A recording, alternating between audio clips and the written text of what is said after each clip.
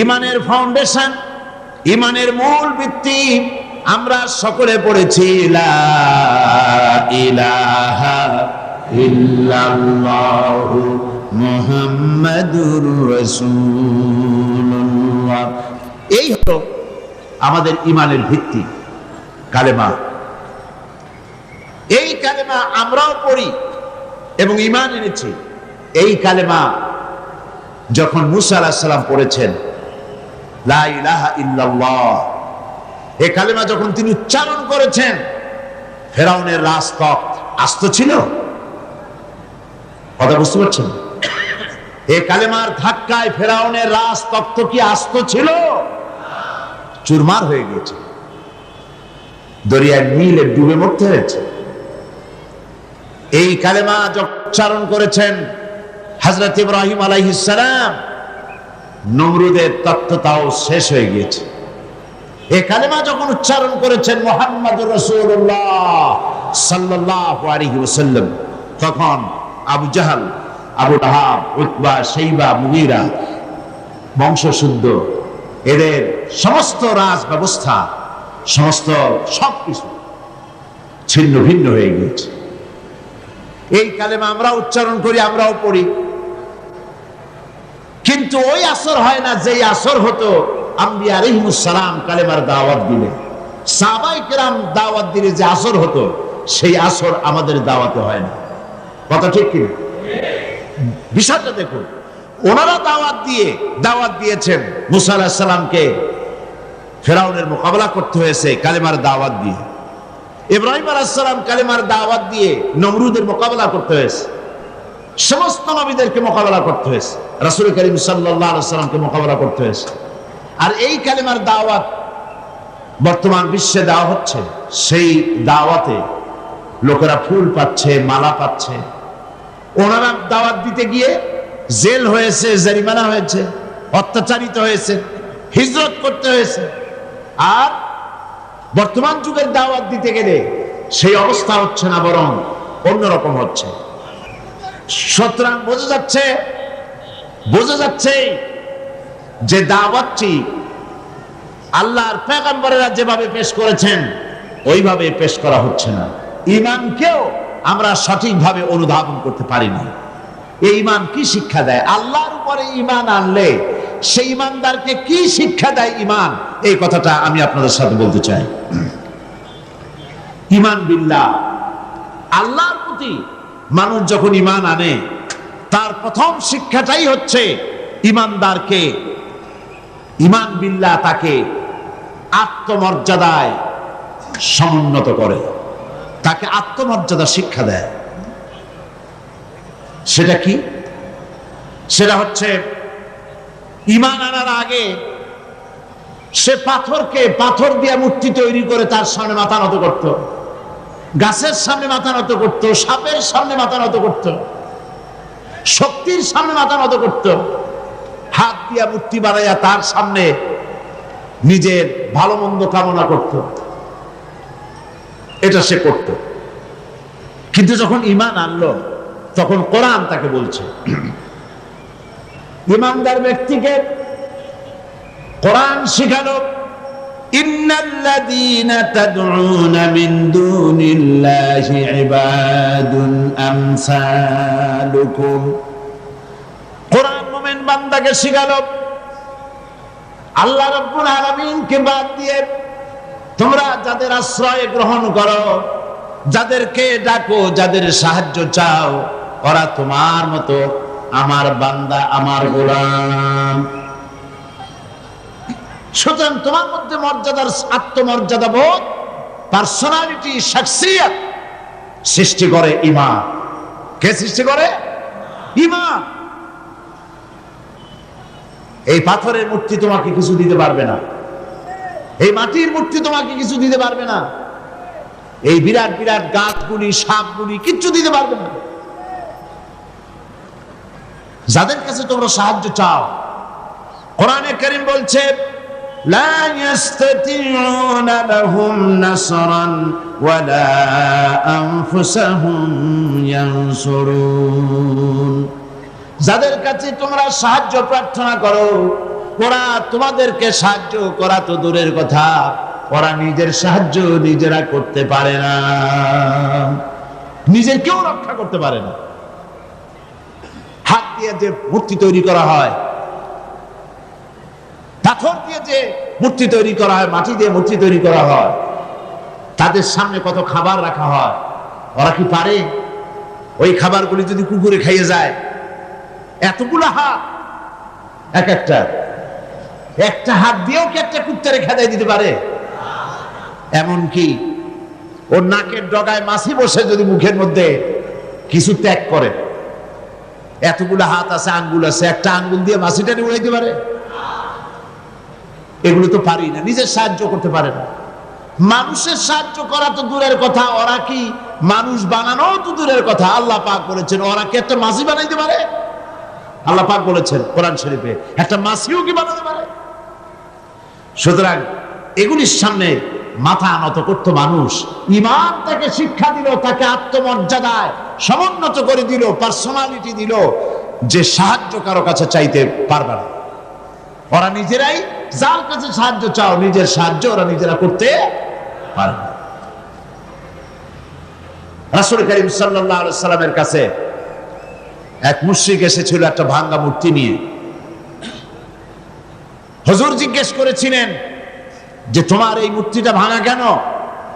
সে বলেছিল যে এই মূর্তিটি, এটি তো আমার দেবতা, আমি এর পূজা করি এবং আমি যেন কোনো বিপদে না পড়ি সেই জন্য এর সাথে রাখি। প্রতিমধ্যে পেশাবের প্রয়োজন হলো, তো তাকে এক পাশে দাঁড় করায় রেখে আমি আমার কাজ সেরে এসে দেখি এর শরীর, সমস্ত শরীরটা ভিজা। তো ভাবলাম কোনো বরকতের পানি হবে। তো সে বললো যে এটা আমি চাটে খাওয়া আরম্ভ করলাম। চাটে খেতে গিয়ে দেখি যে কেমন দুর্গন্ধ লাগে। তো চিন্তা হলো বরকতের পানি দুর্গন্ধ হবে কেন? এরকম এসিডের মতো ঝাঁঝ ঝাঁঝ হবে কেন? দূরে তাকায় দেখলাম একটা কুকুর দাঁড়িয়ে আছে আর তার নিচের থেকে পানির ফোঁটা টপকাচ্ছে। তখন বুঝলাম কি বরকতের পানি এটা। বললো মেজাজটা খুব খারাপ হয়ে গেল। এরপরে বললাম তুই নিজেরই সাহায্য করতে পারো না, কুত্তার পেশাব দিয়ে বাঁচাইতে পারো না, আমারে বাঁচাবি কেমনে? রাগ করে দিলাম, কাছা ভাই গেল ঠ্যাং, কোমর টোমর ভাঙ্গা সার। হাদিস শরীফ এসেছে হুজুর সাল্লাল্লাহু আলাইহি ওয়াসাল্লাম তখন হেসেছিলেন।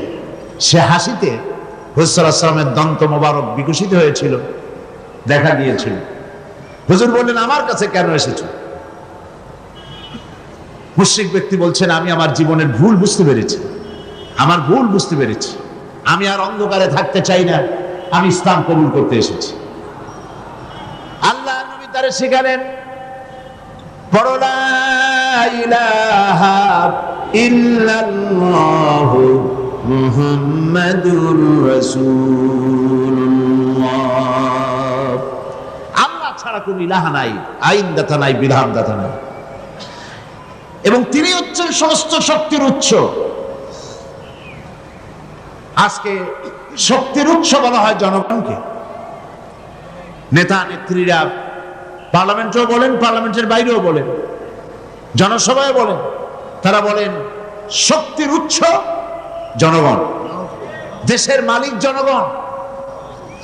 আল্লাহ পাক বলছেন লিল্লাহি মা ফিস সামাওয়াতি ওয়া মা ফিল আরদ, আসমান এবং জমিনের একচ্ছত্র মালিকানা কার? আল্লাহ।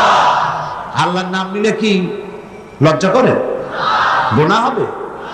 তো জোরে বলতে পারেন না কেন? আসমান এবং জমিনের একচ্ছত্র মালিকানা কার? সার্বভৌমত্বের মালিক আল্লাহ। আর ওরা বলছে সার্বভৌমত্বের মালিক হলো জনগণ। সম্পূর্ণভাবে মুশরিকানা কথা, শিরক, এই ধারণা পোষণ করা। দেশের মালিক জনগণ নয়, এটা মিথ্যে কথা, বাজে কথা। এবং জনগণ কখনো ক্ষমতার উৎস হতে পারে না। আল্লাহ পাকের কোরআন শরীফের সাথে সম্পূর্ণ বিপরীতমুখী কথা। আল্লাহ পাক কি বলছেন?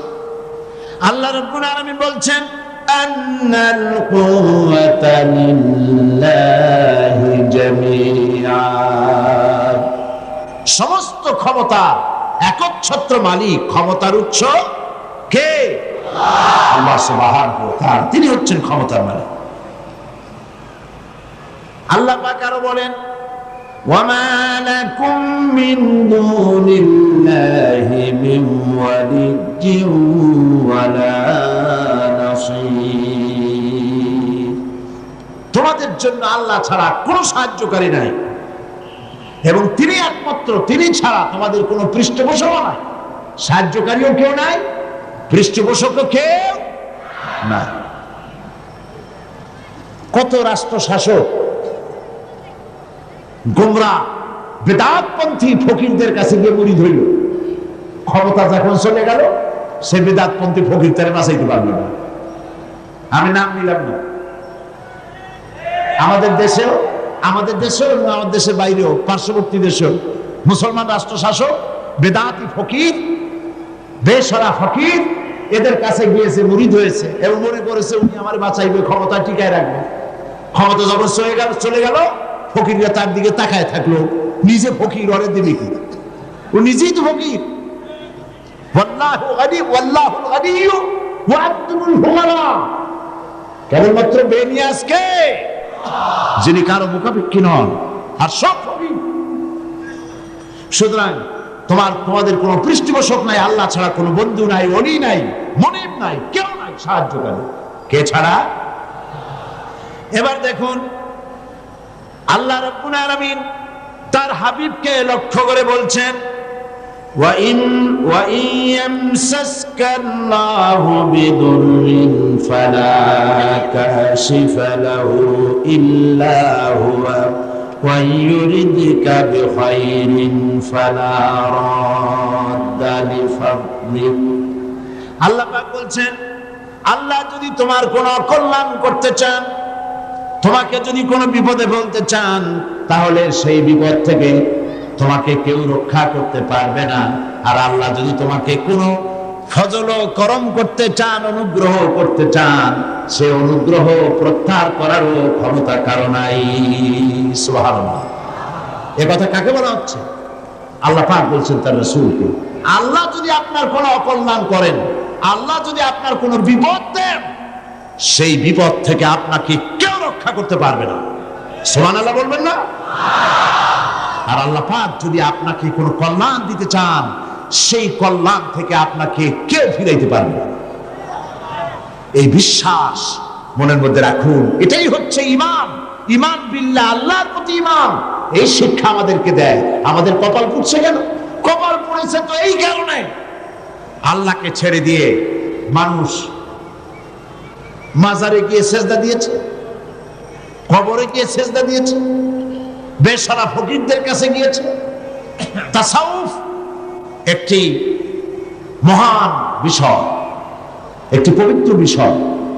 এই বিষয়টাকে ব্যবসায় পরিণত করা হয়েছে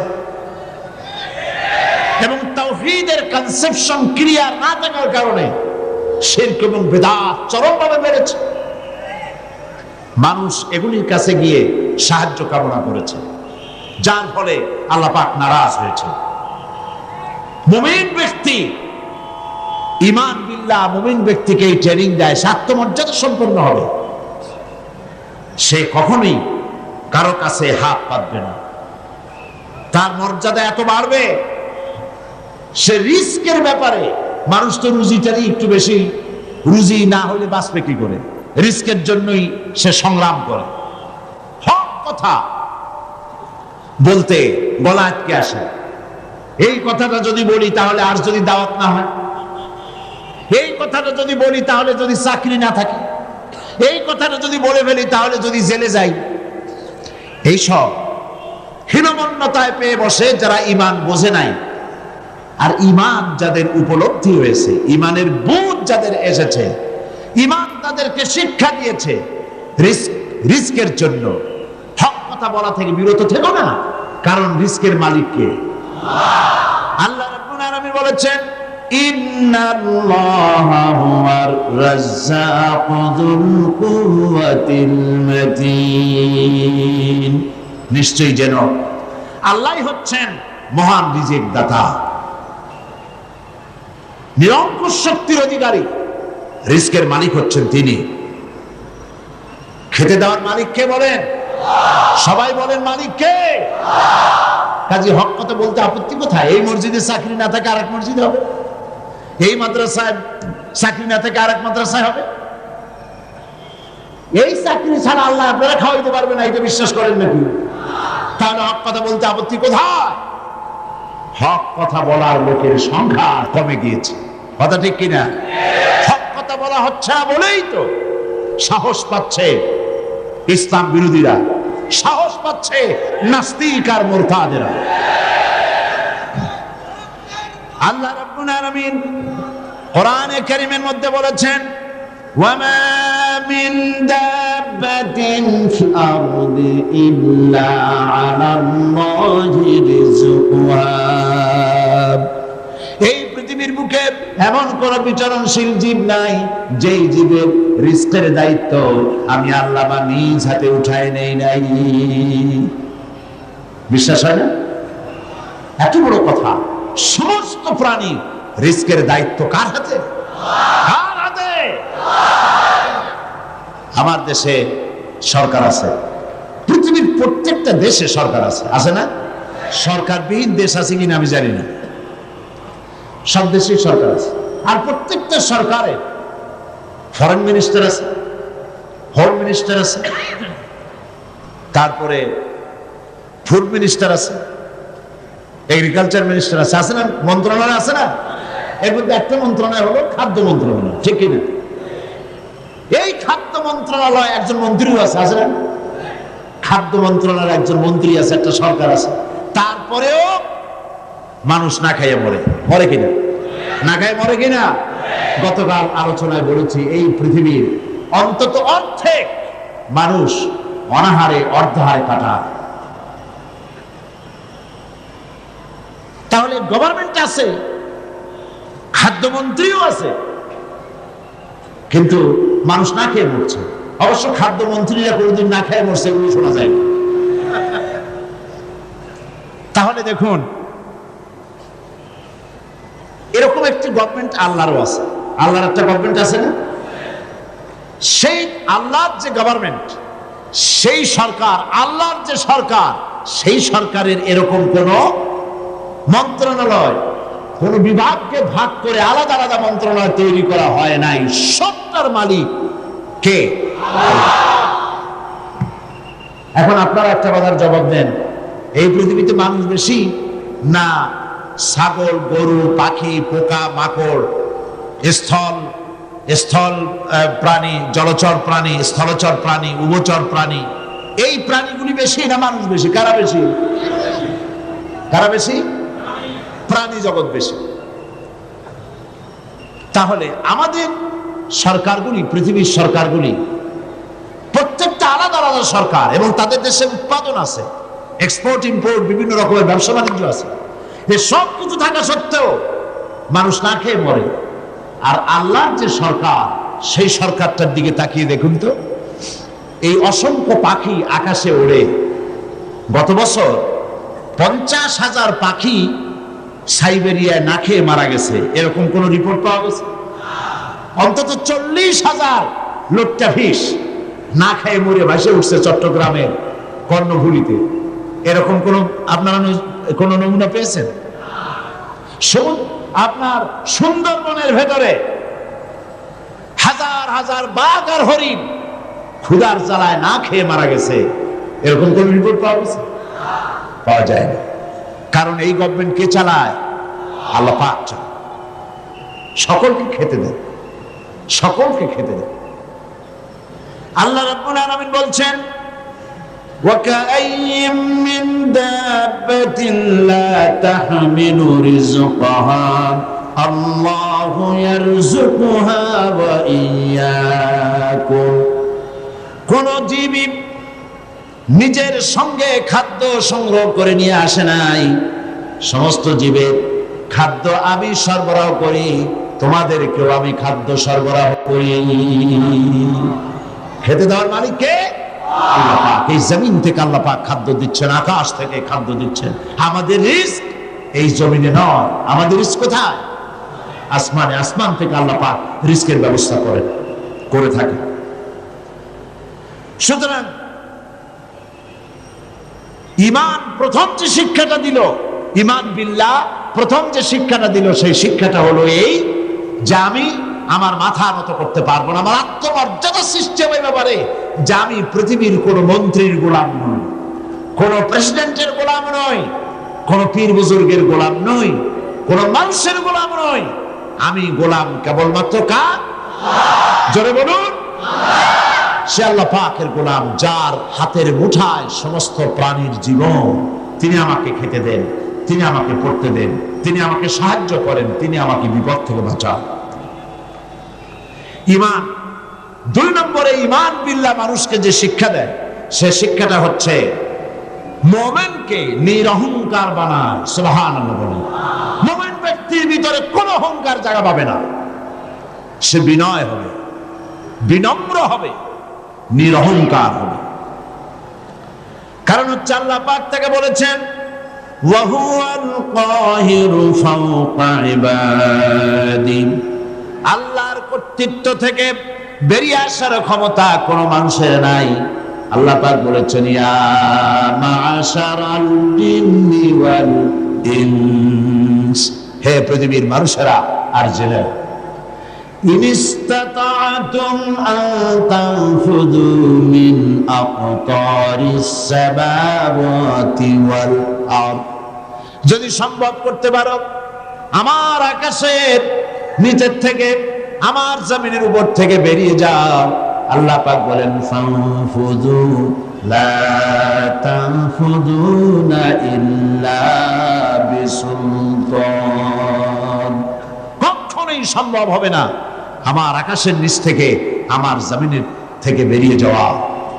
সুতরাং আমার কর্তৃত্ব থেকে বেরিয়ে যাওয়ার কোনো উপায় নাই, আমার কর্তৃত্বের মধ্যেই থাকতে হবে। সেই জন্য কোন অহংকার মুমিন বান্দার মধ্যে হতে পারে না। কিসের অহংকার করবেন? স্বাস্থ্যের অহংকার করবেন। কতটা স্বাস্থ্যের মালিক হয়েছেন? আল্লাহ পাক যদি ইচ্ছে করেন তাহলে ডায়রিয়া দিয়ে দিন, এমন ডায়রিয়া হবে। ডায়রিয়া কি খুব শক্ত না পাতলা? ডায়রিয়া পাতলা, যত বেশি পাতলা হয় কয় স্ট্রং ডায়রিয়া। এই পাতলা জিনিস কেমনে স্ট্রং হয় আল্লাহ জানে। এমন স্ট্রং ডায়রিয়া হলো সলিমুদ্দি কোথায় খুঁজে পাওয়া যায় না। স্বাস্থ্যের মানে সুতরাং স্বাস্থ্যের বড়াই করবেন না, বিদ্যার বড়াই করবেন। কত বড় বিদ্যা অর্জন করেছেন, টাকার বড়াই করবেন। কত টাকার মালিক হয়েছেন। আল্লাহ পাক যদি ব্রেনের মধ্যে টিউমার দিয়ে দেন, ব্লাডের মধ্যে ক্যান্সার দিয়ে দেন, আল্লাহ পাক যদি হার্টের মধ্যে মারাত্মক কোনো রোগ দিয়ে দেন, সারা পৃথিবী বিক্রি করবেন, ঔষধের পয়সা হবে না। আপনি তো জানেন না কত বড় নিয়ামত ভোগ করছেন। প্রতি মুহূর্তে শ্বাস ফেলছেন, শ্বাস গ্রহণ করছেন, নিঃশ্বাস ফেলছেন, শ্বাস গ্রহণ করছেন। এটা কি নিয়ামত নয়? বলেন, এটা কি নিয়ামত নয়? এই নিয়ামতটা আপনি বুঝেন না। এই নিয়ামতটা বোঝার জন্য যার শ্বাসকষ্ট আছে, শ্বাসকষ্টের রোগী আছে না, বোঝেন তো? শ্বাসকষ্টের রোগীর কাছে গিয়ে জিজ্ঞেস করেন, সে বলতে পারবে একটা শ্বাসের দাম কত। সুবহানাল্লাহ বলবেন না? সুতরাং আল্লাহ পাকের এই নিয়ামত, অর্থের নিয়ামত দিয়েছেন আল্লাহ পাক। অর্থের বড়াই করো না, স্বাস্থ্যের বড়াই করো না, বিদ্যার বড়াই করো না, ক্ষমতার বড়াই করো না। এই ক্ষমতা দেওয়ার মালিক আল্লাহ, আর সিনায় নেওয়ার মালিকও আল্লাহ পাক। মানুষ বোঝে না, মানুষ বোঝে না, ক্ষমতায় পাগল হয়ে বসে এবং সিংহাসনের চতুর্দিকে স্ক্রু নাট দিয়ে টাইট দিতে থাকে, যাতে কখনো এই চেয়ার ছাড়া না লাগে। চেয়ারের হাতল 2 হাত দিয়া ধরিয়া 2 পাও দিয়া পায়ের সাথে ব্যাট দিয়ে পেঁচাইয়া মজবুত হয়ে বসে থাকি, নড়বই না। কিন্তু থাকতে তো পারবে না। কি বলে? পণ্ডিত জওয়াহরলাল নেহেরু পাগলা গারদ দেখতে গিয়েছিলেন। পাগলেরা দেখিয়া জামা কাপড় কেতা দুরস্ত সুপুরুষ, তাকে দেখে জিজ্ঞেস করছেন তুমি কে? তিনি বললেন আমি ভারতের প্রধানমন্ত্রী, আমার নাম পণ্ডিত জওয়াহরলাল নেহেরু। পাগলেরা বলছো আমরাও যখন এখানে আসছিলাম এই তোমার মতো এরকমের লম্বা লম্বা কথা আমরাও বলতাম, থাকো কিছুদিন আমাদের সাথে, তোমার গরম মাথাও ঠান্ডা হয়ে যাবে। কাজী ক্ষমতায় যারা থাকে, ক্ষমতায় গিয়ে আল্লাহর ক্ষমতাকে ভুলে যায়, জনগণকে ধোঁকা দেয়, কিন্তু সময় যখন হয়, আল্লাহ যখন ছিনায় নেন ক্ষমতা, তখন রক্ষা করতে কেউ। এই জন্য মুমিন ব্যক্তির দ্বিতীয় নম্বরের শিক্ষা হচ্ছে মুমিনকে ঈমান বিল্লাহ, তাকে বিনয় এবং বিনম্র হওয়ার শিক্ষা প্রদান করে। ঈমান তাকে শিখায় ওয়ামা বিকুম বিনিমাতিন ফামিনাল্লাহ। আল্লাহ পাক বলেন যে নিয়ামতই তোমরা লাভ করেছো আল্লাহ পাকের পক্ষ থেকে, আল্লাহর নিকট থেকেই তা এসেছে। সুতরাং অহংকার করো না, আল্লাহ পাক নিষেধ করেছেন। কোরআনে কারীম বলছে ওয়ালা তামশি ফিল আরদি মারহান ইন্নাকা লান তাখরিকাল আরদা ওয়া লান তাবলুগাল জিবালা তুলা। আল্লাহ পাক বলেন অহংকার করে আমার জমিনের উপরে হেঁটো না, অহংকার করে পদাঘাত করে আমার জমিনটাকে বিদীর্ণ করে দিতে পারবে না, আর অহংকার করে লাভ দিয়া আমার পাহাড়ের উচ্চতাও ছাড়াই যেতে পারবে না। পারবে? অহংকারের ঠেলায় সালামও দিতে চায় না। আছে কিনা এরকম মানুষ? সালামও দিতে চায় না। তুমি যে অহংকার করো, তুমি কি পারবে তোমার পাও দিয়া লাথি মেরে জমিনটারে ভাড়ায় দিতে? তুমি কি পারবা লাভ দিয়া পাহাড়ের উচ্চতা ছাড়াই যেতে? তাহলে কেন অহংকার করো? বরং মুমিন বান্দার খাসলত হচ্ছে এই, কোরআন বলছে ওয়াইবাদুর রাহমানিল্লাযীনা ইয়ামশুনা আলাল আরদি হাওনা। দয়াময় আল্লাহর বিশিষ্ট বান্দা যারা, তারা দুনিয়ার বুকে বিনয়ের সাথে তারা চলাফেরা করে, অহংকারের সাথে তারা চলাফেরা করে না। এটা হলো ঈমানের শিক্ষা। এই শিক্ষাকে আমরা গ্রহণ করব, আল্লাহ যেন কবুল করেন, বলেন আমিন। আমরা কেউ যেন অহংকার না করি, কখনো না, কখনো যেন অহংকার আমাদের মধ্যে জায়গা না পায়। কিবর, অহংকার, আত্মম্ভরিতা কবিরা গুনাহ, এর থেকে আল্লাহ পাক আমাদেরকে রক্ষা করুন, বলি আমিন। হাদিসে কুদসিতে এসেছে, আল্লাহ পাক বলেছেন অহংকার, কিবর, এটা হচ্ছে আমার চাদর। যে ব্যক্তি কিবর করে, অহংকার করে, সেজন্য আমার চাদর নিয়ে টানাটানি করে। নাউজুবিল্লাহ, কত বড় গোস্তাখ, বেয়াদব, আল্লাহ চাদর নিয়ে টানাটানি করে, নাউজুবিল্লাহ। এটা হচ্ছে 2 নম্বরের শিক্ষা। ঈমান এই শিক্ষা প্রদান করে একজন মুমিনকে, আল্লাহর প্রতি যে ঈমান আনে তার প্রথম শিক্ষা, সে আত্মমর্যাদা সম্পন্ন ব্যক্তিত্ব হবে, আল্লাহ ছাড়া কারো সামনে হাত পাতবে না, সুবহানাল্লাহ। 2 নম্বরে সে বিনয় হবে, বিনম্র হবে, নিরহংকার হবে। আর 3 নম্বরে আল্লাহর প্রতি ঈমান ঈমানদারকে নির্ভীক বানায়, সুবহানাল্লাহ। যে ব্যক্তি ঈমানদার হবে সে নির্ভীক হবে, সে কাউকে ভয় পাবে। মানুষ তো মৃত্যুকেই সবচাইতে ভয় পায়। কোনটাকে ভয় পায় বেশি? কিন্তু মৃত্যুকে যতই ভয় পায়, আমরা কি এই মৃত্যুর হাত থেকে বাঁচতে পারবো?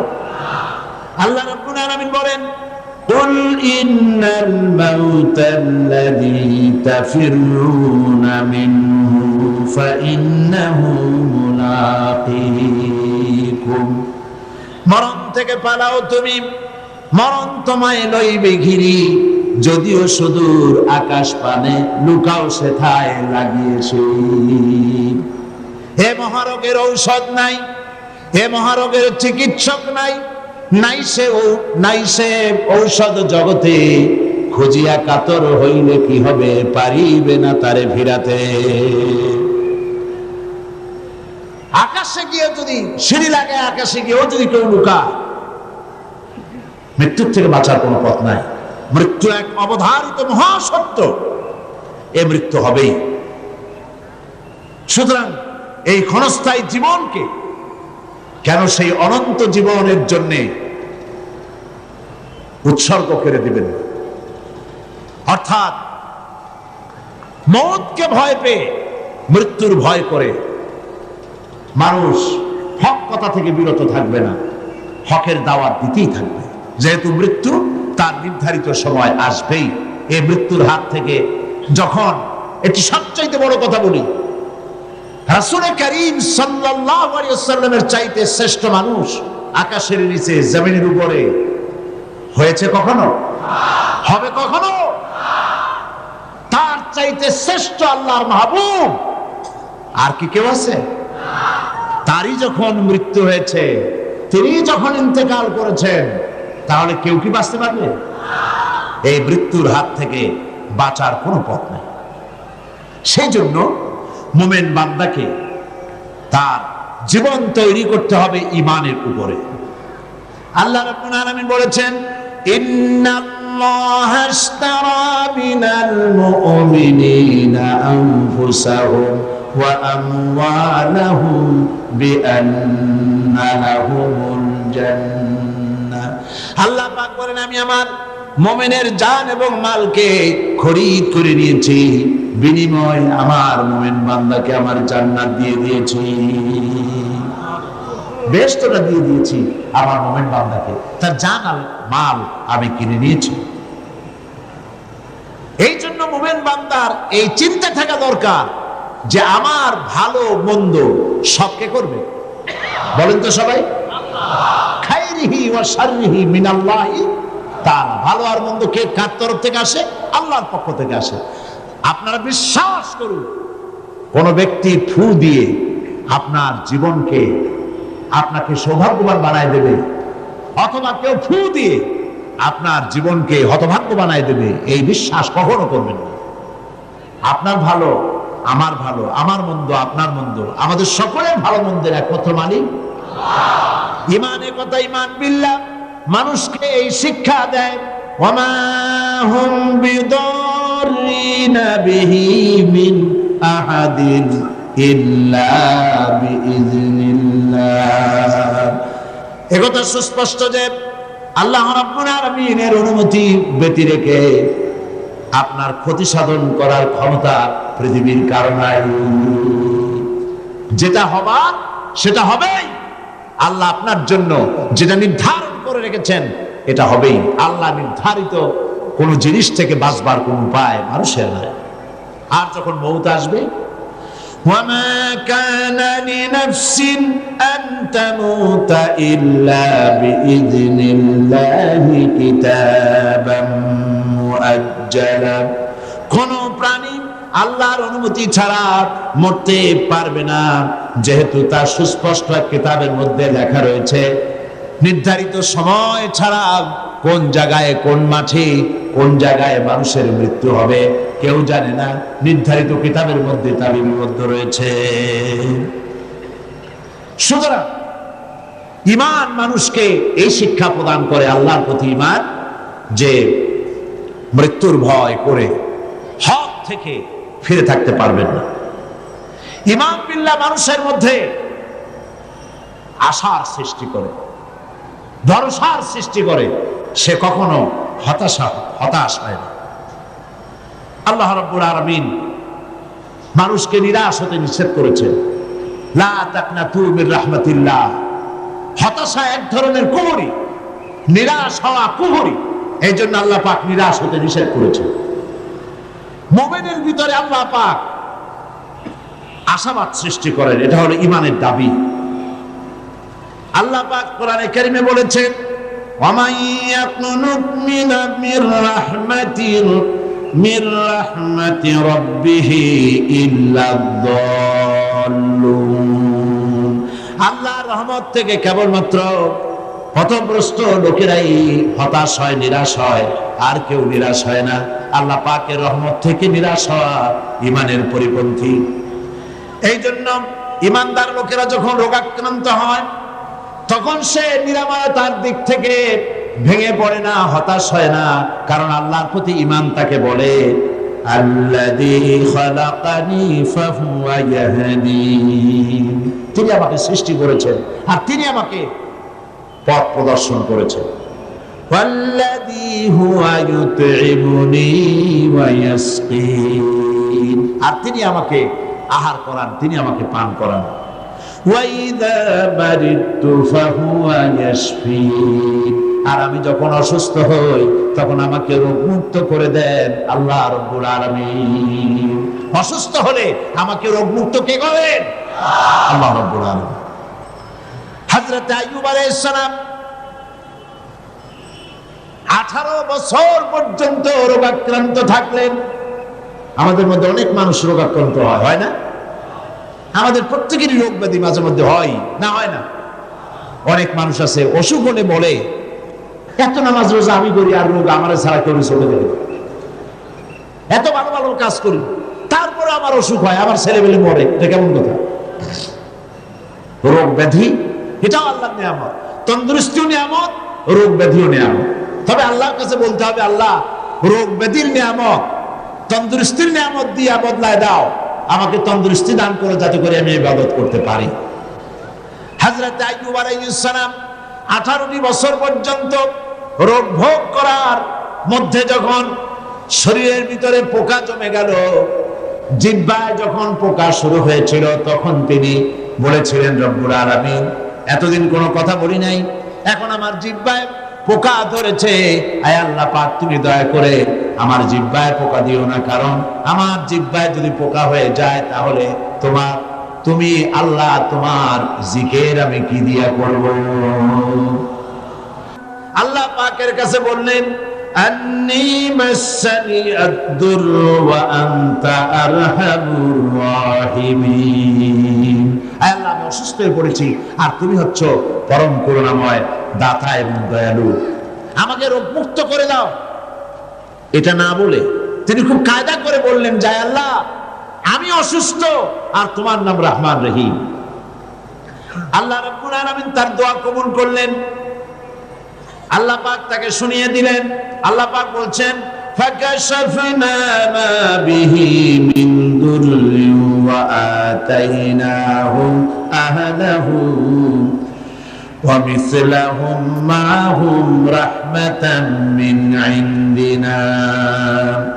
আমি তার কষ্ট দূর করে দিলাম এবং তাকে কেবল তার পরিজনই ফেরত দিলাম না, বরং তার সঙ্গী সাথী যারা ছিল তাদেরকেও আমি ফেরত দান করে দিলাম। আল্লাহ পাক হযরতে আইয়ুব আলাইহিস সালামকে 18 বছর রোগ শোক ভোগ করার পর পূর্ণ সুস্থতা দান করে দিলেন।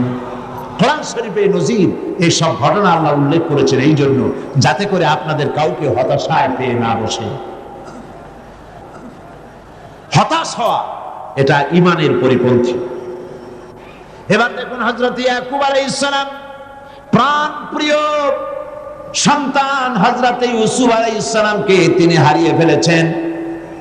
হযরত ইউসুফকে হারায়া হযরত ইয়াকুব কিন্তু হতাশ হয়ে যান নাই, বরং তিনি বলেছেন, আল্লাহ হযরত ইয়াকুব আলাইহিস সালামের কথাকে কোরআন শরীফে কোট করে দিলেন, ফাসাবরুন জামিলুন আসাল্লাহু আইয়াতিয়ানি বিহিম জামিআ ইন্নাহু হুয়াল আলিমুল হাকীম।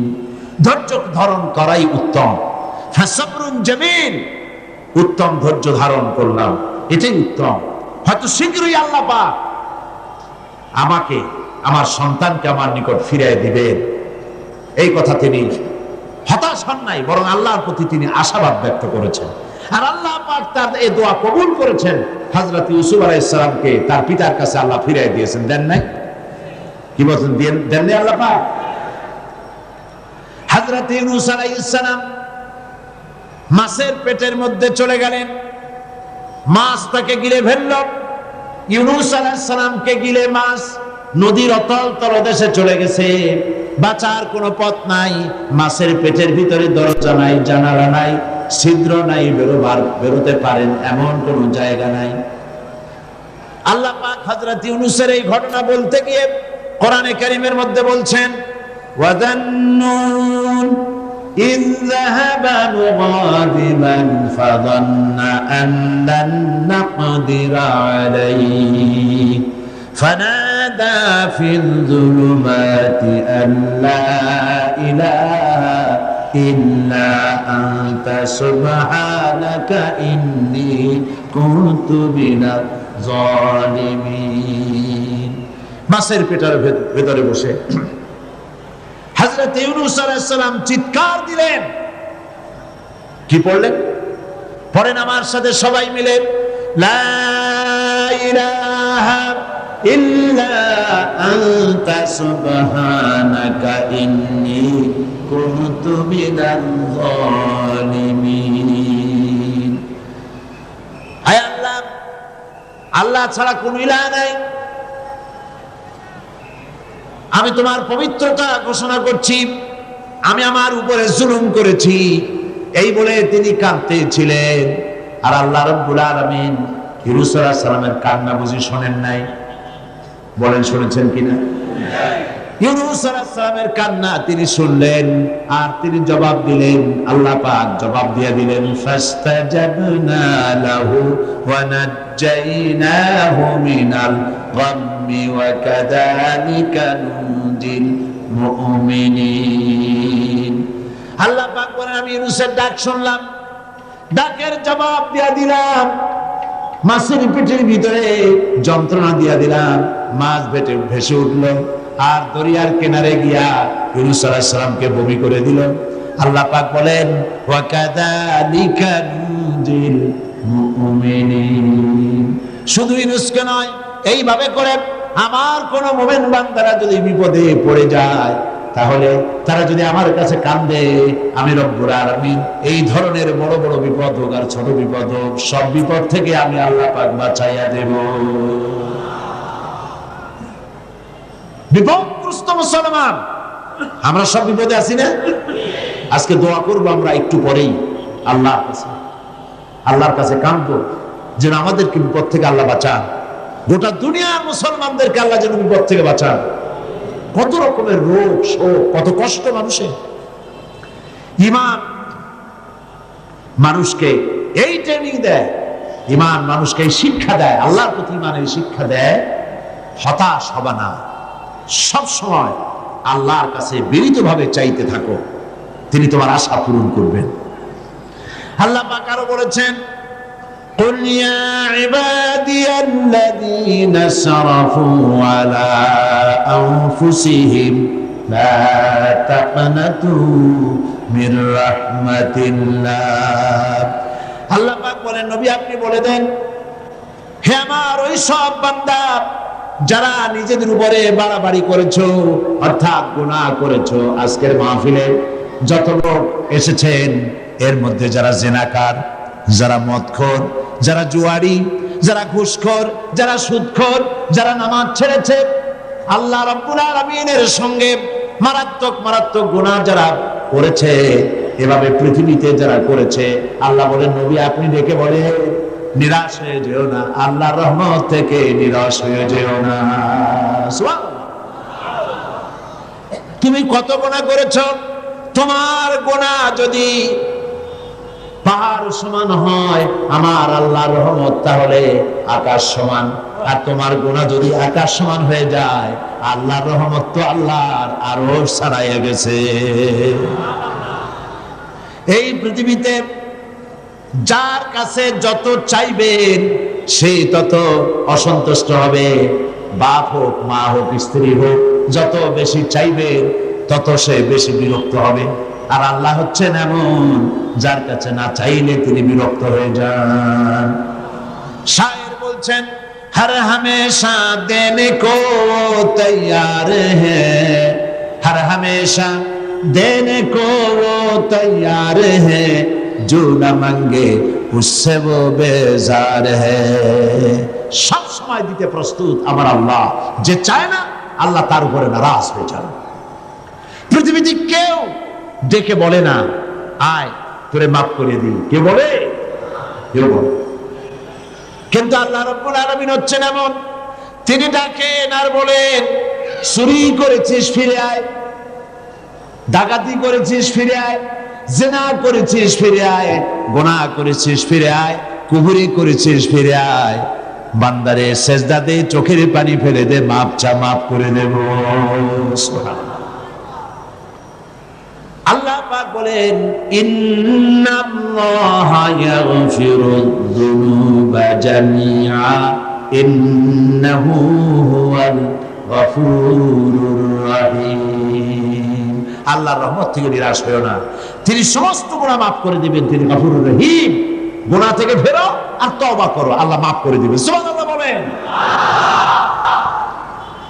আল্লাহ পাক আরো বলেন ওয়াইদা সালাকা ইবাদি আন্নী ফাইন্নী কারীব। বান্দা যখন আমারে ডাকে, আল্লাহরে ডাকার জন্য মাইক লাগবে না, টেলিফোন লাগবে না, মোবাইল লাগবে না, চিৎকার করা লাগবে না। আল্লাহ পাক বলেন আমারে যখন বান্দা ডাকে, আমি বান্দার খুবই নিকটে। যেরকম সুবহানাল্লাহ, আমি খুব নিকটে। কদ্দুর নিকটে? ওয়া নাহানু আকরাবু ইলাইহি মিন হাবিলিল ওয়ারিদ। তোমার যে রগের, যেই রগের উপরে তোমার মাথাটা খাড়া আছে, এই রগের চাইতেও আমি আল্লাহ তোমার বেশি নিকটে। বান্দা যখন একবার অন্তরের অন্তঃস্থল থেকে, মনের গহীন কন্দর থেকে একবার যখন ডাক দেয় আল্লাহ, সবাই বলেন মহব্বতের সাথে আল্লাহ, আবার বলেন আল্লাহ, আবার বলেন আল্লাহ। বান্দা যখন অন্তরের অন্তঃস্থল থেকে, হৃদয়ের গভীর কন্দর থেকে এই চিন্তা করে যে কেউ নাই, আকাশেও কেউ নাই, জমিনেও কেউ নাই, আমার মালিক নাই, খালেক নাই, রাজ্জাক নাই, আইনদাতা নাই, বিধানদাতা নাই, কেউ নাই, শুধু আছেন আমার আল্লাহ। মনের গভীর কন্দর থেকে বান্দা যখন একবার ডাক দেয় আল্লাহ, আল্লাহ রাব্বুল আলামিন 70 বার সাড়া দিয়ে বলেন বান্দা কি চাও, আমি রাজি। আমার ভাইরা, মানুষ যখন গুনাহ করে, আল্লাহ পাক গুনাহগারদের জন্য বলেছেন ওয়া মাইয়ামাল সুআন আও ইয়াযলিম নাফসাহু সুম্মা ইস্তাগফিরিল্লাহা ইয়াজিদিল্লাহা গফুরার রহিমা।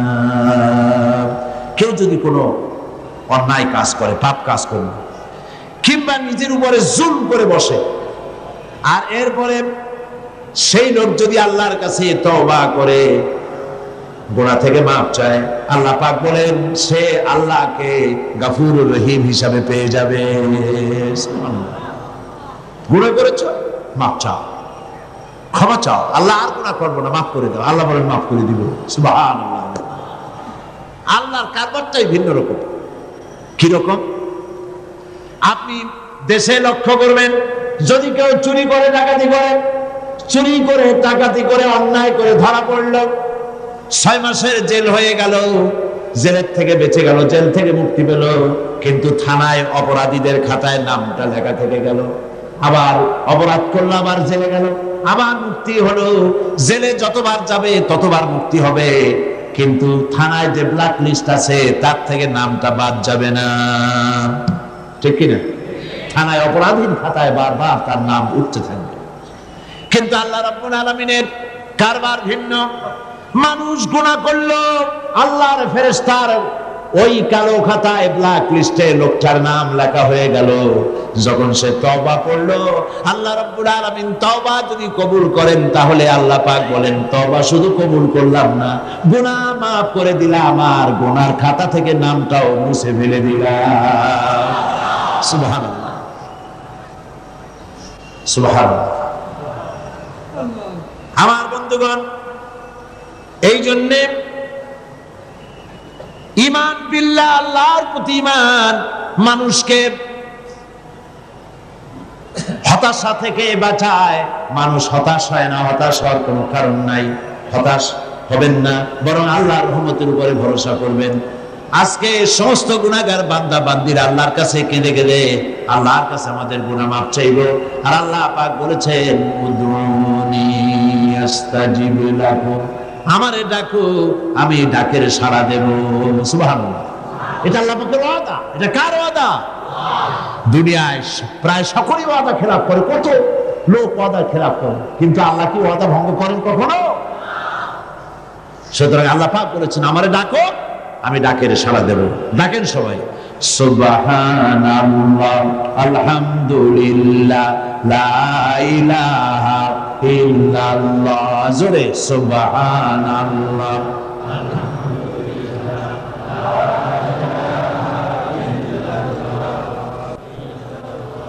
সুবহানাল্লাহ আলহামদুলিল্লাহ লা ইলাহা, সুবহানাল্লাহ আলহামদুলিল্লাহ লা ইলাহা, লা ইলাহা ইল্লাল্লাহ মুহাম্মাদুর রাসূলুল্লাহ।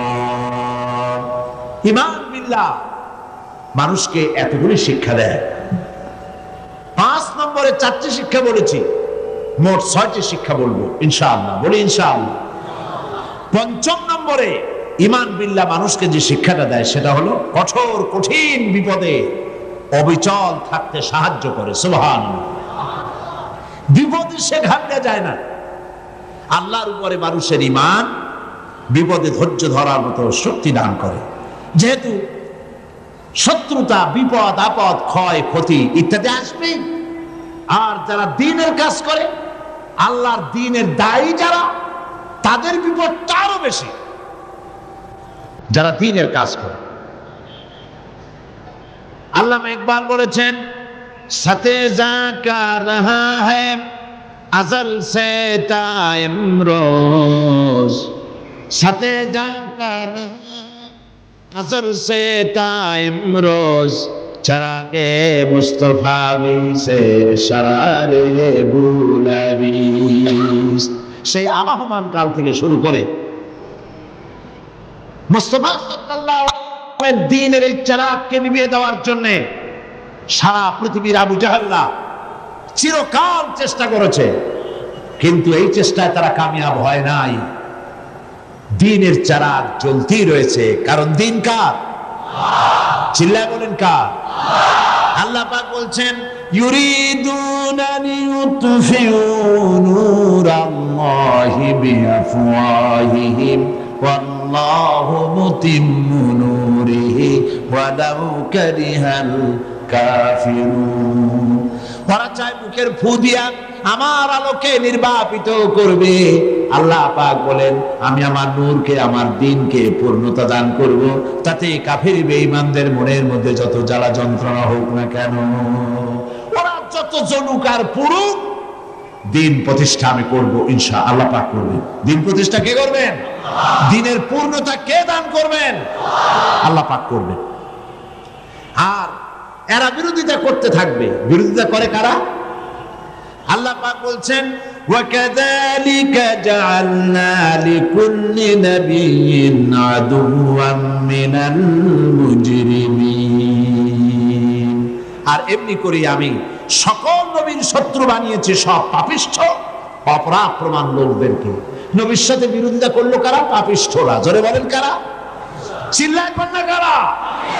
আল্লাহ পাক কোরআন শরীফ বলেছেন যে নবীদের বিরোধিতা করেছে সব পাপীরা, অপরাধ প্রবণতায় লিপ্ত এই পাপিষ্ঠরাই নবীদের বিরোধিতা করেছে। আর আজকে ইসলামী আন্দোলনের বিরোধিতা করে নেককার লোকেরা, নাকি? কারা? যারা এই বিরোধিতা করে সব পাপিষ্ঠ। ইসলামী আন্দোলনের বিরোধিতা যারা করে তারা কি? চিল্লায় কও তারা কি? আপনারা লক্ষ্য করে দেখেন,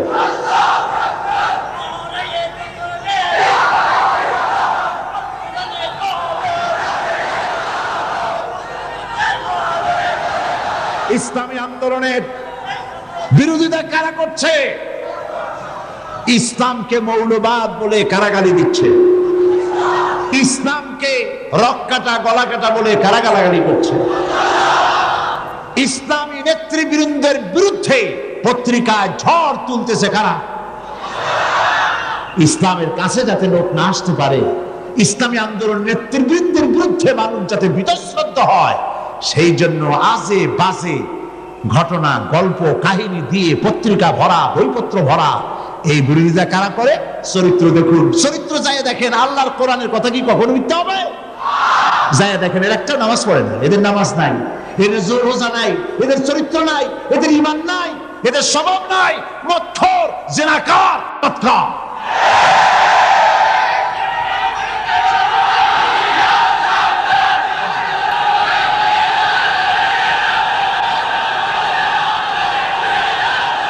কঠিন বিপদে, কঠিন বিপদে আর কঠিন মুসিবতে ধৈর্য ধারণ করা দৃষ্টান্ত নবীগণ আমাদেরকে দেখায় গেছেন। আল্লাহর নবীরা ধৈর্য দেখায় গিয়েছেন। আজ এই পবিত্র রাতে শিক্ষা গ্রহণ করার তৌফিক আল্লাহ আমাদের দান করুন বলি আমিন। যত বিপদ আসুক, আল্লাহ রাব্বুল আলামিন হযরত মূসা আলাইহিস সালামের ঘটনা তুলেছেন। কত বড় বিপদ দেখো। ফালাম্মা তারাআল জামআনি ক্বালা আসহাবু মূসা ইন্না লামুদরাকুন।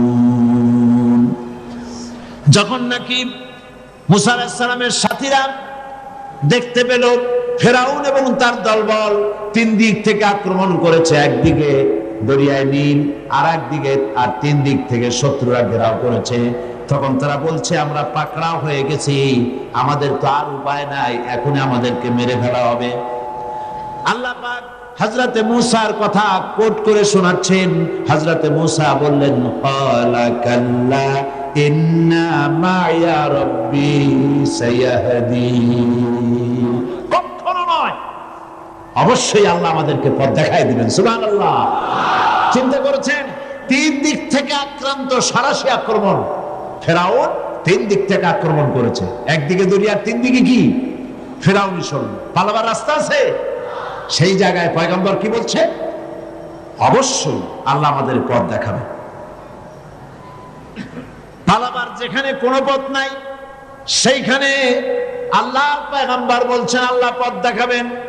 সঙ্গে সঙ্গে রব্বুল আলামিন কোরআনে কারিমে এই ঘটনা শোনাচ্ছেন। ফাআওহাইনা ইলা মূসা আনিদরিব বিআসাকাল বাহরা ফানফালাকা ফাকানা কুল্লু ফিরকিন কাত্তাউদিল আযীম। সহসা সমুদ্র দীর্ঘ হয়ে গেল। আল্লাহ পাক বললেন, হাতের লাঠি দিয়ে পানির উপরে আঘাত করো, পানি ফেড়ে গেল। দরিয়ার ভিতরে 12টা রাস্তা হয়ে গেল, আর এক একটা দেওয়াল পাহাড়ের মতো করে খাড়া হয়ে গেল। ওয়ানজাইনা মূসা ওয়া মান মাআহু আজমাইন। এই রাস্তা দিয়া আমি মূসা এবং তার দলবলকে পার করে দিলাম। সুম্মা আগরাকনাল আখারিন। আর ফেরাউনের দলবলকে চুবাইয়া শেষ করে দিলাম। সুবহানাল্লাহ।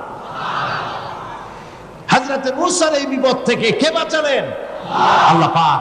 দুনিয়ার সব মুসলমান মুমিনদেরকে এই কথা বলছেন, আল্লাহর প্রতি ঈমান আনার অর্থ এটাই, বিপদ আসুক, মুসিবত আসুক, যাই আসুক, অবিচল দৃঢ়তার সাথে বুক ফুলায় দাঁড়ায় থাকো এবং আল্লাহর কাছে সাহায্য কামনা করো। হযরত হুদ আলাইহিস সালামের বিরুদ্ধে গোটা সমাজ লেগে গেল। হযরত হুদ গোটা রাষ্ট্রকে বললেন, ফাকিদুনি জামিআ সুম্মা লা তুনজিরুন। তোমরা সকল রকমের চক্রান্ত করো, আমার বিরুদ্ধে ষড়যন্ত্র করো, আর আমাকে এতটুকু অবকাশ দিও না। ইন্নী তাওয়াক্কালতু আলাল্লাহি রাব্বি ওয়া রাব্বিকুম। আমি ভরসা করেছি সেই আল্লাহর উপরে, যিনি তোমাদের রব আর আমারও রব। অতএব তোমরা যত পারো আমার বিরুদ্ধে ষড়যন্ত্র চালাও। এই সাহসিকতা দেখিয়েছিলেন হযরত হুদ আলাইহিস সালাম। মুমিন বান্দাদেরকে এই সাহস থাকা দরকার। সমস্ত রকমের বাতিল, জাহিলি, তাগুতি, সমস্ত শক্তির অন্যায়ের বিরুদ্ধে দাঁড়াতে হবে। আর ঝড়ের মতো, টর্নেডোর মতো যত বিপদ আসুক, ইন্না কাইদা শায়তান কানা দাঈফা, শয়তানের চক্রান্ত আসলে দুর্বল। শয়তানের চক্রান্ত আসলে কি? দুর্বল। কে বলতেছেন? আল্লাহ বলতেছেন দুর্বল। আপনি সবল মনে করবেন কেন? আপনারা কি সবল মনে করেন? সুতরাং আল্লাহ পাককে সবচাইতে শক্তিশালী মনে করতে হবে। এবার রাসূল করিম সাল্লাল্লাহু আলাইহি ওয়াসাল্লাম এর অবস্থা দেখুন, এর শিক্ষা এটা। ভয় পেও না, সমস্ত বিপদের মোকাবেলা করতে হবে সাহসিকতার সাথে। একথা ঘোষণার সঙ্গে সঙ্গে আল্লাহ পাক বলেন, ফাআনজালাল্লাহু সাকিনাতাহু আলাইহি ওয়া আইয়াদাহু বিজুনুদিন লাম তারাওহা। আল্লাহ পাক তখন আল্লাহ তার মনে গভীর শান্তি, স্বস্তি এবং প্রশান্তি দান করে দিলেন। আর এমন সৈন্য পাঠালেন, যেই সৈন্য দিয়ে সাহায্য করলেন যাকে তোমরা দেখতে পাও নাই। এই সাহায্য করেছেন আল্লাহ পাক। এভাবে আল্লাহ পাক বিপদে আপদে মুসলমানদেরকে চিরকাল সাহায্য করেছেন। সেই সাহায্যের ঘটনা আমি এখানে আনতে চাই না। আমার মূল বক্তব্য ছিল যে আল্লাহ পাকের উপরে ঈমান আনলে পরে সেই ঈমান এই ট্রেনিং দেয়। সর্বশেষ ঈমান, আল্লাহর প্রতি ঈমান মানুষকে 6 নম্বরে যে উপকারটা করে, যে ট্রেনিংটা দেয়, সেটা হলো নৈতিক সংশোধন এবং কর্মের শৃঙ্খলার শিক্ষা দেয়। ঈমান, ঈমান বিল্লাহ। আল্লাহ পাকের প্রতি যারা ঈমান আনে, সেই ঈমান মানুষকে এমন ভাবে তৈরি করে দেয়, তার আখলাক ভালো হয়, তার চরিত্র ভালো হয়। এই কারণে যে আল্লাহ রাব্বুল আলামিন তাকে বলেছে, ইন্নাল্লাহা লা ইয়াখফা আলাইহি শাইউন ফিল আরদি ওয়ালা ফিস সামা। আল্লাহ পাক বলেন, নিঃসন্দেহে আসমান এবং জমিনের ভিতরে কোনো জিনিস আল্লাহর কাছে গোপনীয় নাই। এই কথা কি আমরা বিশ্বাস করি? না, করি না। বিশ্বাস করলে কি এই দুরবস্থা হয়? আল্লাহ রাব্বুল আলামিনের কাছে কোনো জিনিস গোপন নাই, এইটা বিশ্বাস করলে আমরা কোনো গুনাহের কাজে যাইতে পারতাম? আমরা গুনাহের কাজ মানুষ করতে পারতো না, ভয় পাইতো আল্লাহ পাকের। আল্লাহ পাক সবকিছু দেখতে পান, শুনতে পান। আল্লাহ পাক বলছেন, মানুষের নৈতিক মান সৃষ্টি করার জন্য কোরআনে কারীমের মধ্যে আল্লাহ বলে রেখেছেন, মা ইয়ালফিযু মিন কাওলিন ইল্লা লাদাইহি রাকীবুন আতীদ। মানুষ এমন কোনো কথা বলে না যে কথাকে ফেরেশতারা রেকর্ড করে না রাখে। সব কথা রেকর্ড হয়ে যায়। আল্লাহ পাক বলছেন, মা ইয়াকুনু মিন নাজওয়া সালাসাতিন ইল্লা হুয়া রাবিউহুম। এমন 3 জন নাই যেখানে তোমরা পরামর্শ করো, ওইখানে চতুর্থ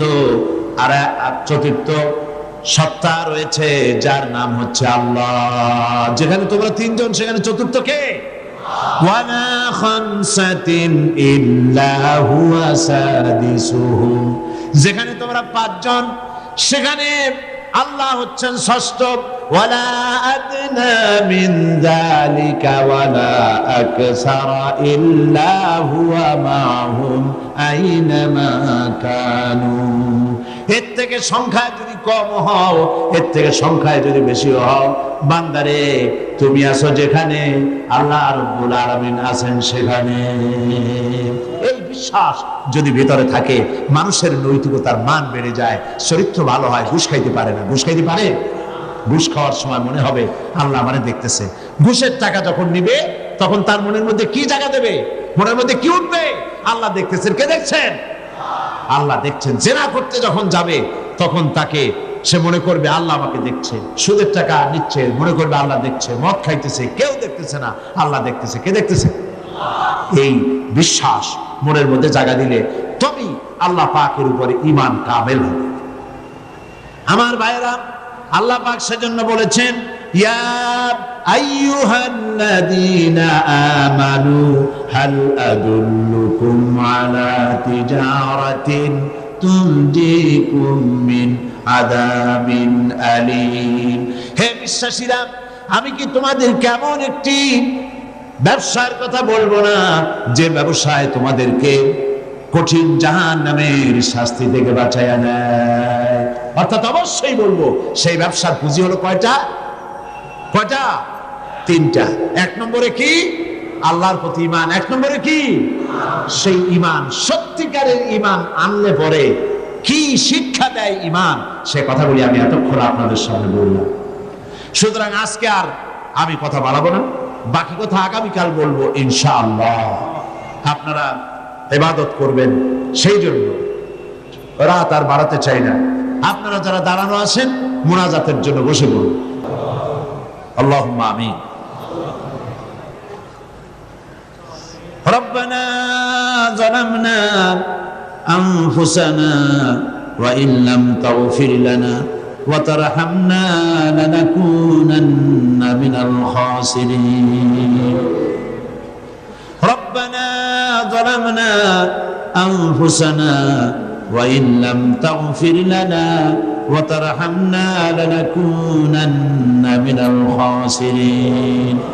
রব্বুল আলামিন, আজ এই পবিত্র রজনীতে লক্ষ লক্ষ জনতা তোমার দরবারে ভিক্ষুকের মতো হাত উঁচা করেছে। তোমার রহমতের নজর দিয়া আরশে আজিম থেকে প্যারেড ময়দানের দিকে তাকাও। আয় আল্লাহ পাক, দুনিয়া এমন কোন গুনাহ নাই যা কম বেশি আমরা করি নাই। আল্লাহ তুমি দয়া করে মেহেরবানি করে আমাদের জিন্দেগীর সকল গুনাহ মাফ করে দাও রব্বুল আলামিন। আয় আল্লাহ তাআলা, আমাদের আলোচনার সওয়াব, দুরূদ ও সালামের সওয়াব রাসূল করিম সাল্লাল্লাহু আলাইহি সাল্লামের রূহ মুবারকে পৌঁছায়া দাও রব্বুল আলামিন। আয় আল্লাহ তাআলা, আমরা যারা এই মুহূর্তে হাত তুলেছি, বড় আশা করে হাত তুলেছি, আমাদের মধ্য থেকে যাদের মা বাপ দুনিয়া থেকে জনমের মতো বিদায় হয়ে গেছে, আল্লাহ কবরগুলিকে জান্নাতের টুকরা বানায়া দাও রব্বুল আলামিন।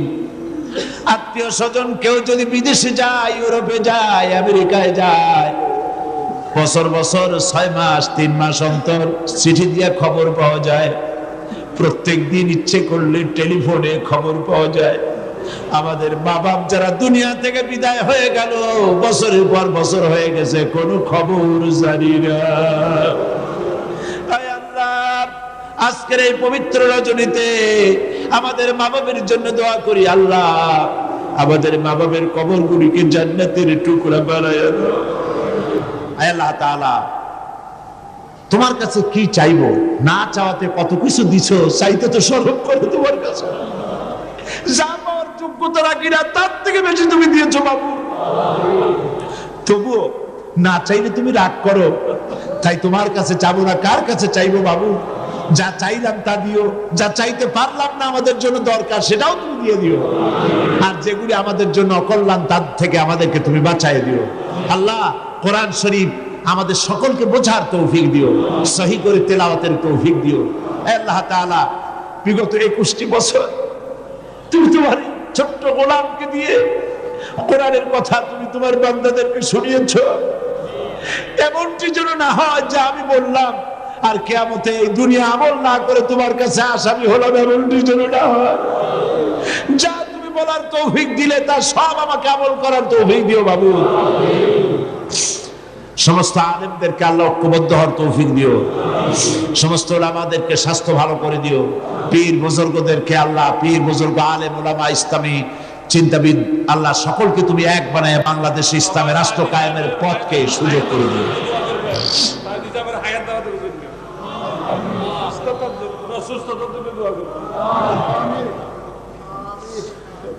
আল্লাহ পাক আমাদের স্ত্রী, আমাদের সন্তান, আমাদের ছেলে মেয়ে সবাইকে হিদায়াত করো, সবাইকে নামাজি বানাও, সকলকে দিনদার বানাও, সকলকে পরেজগার বানাও।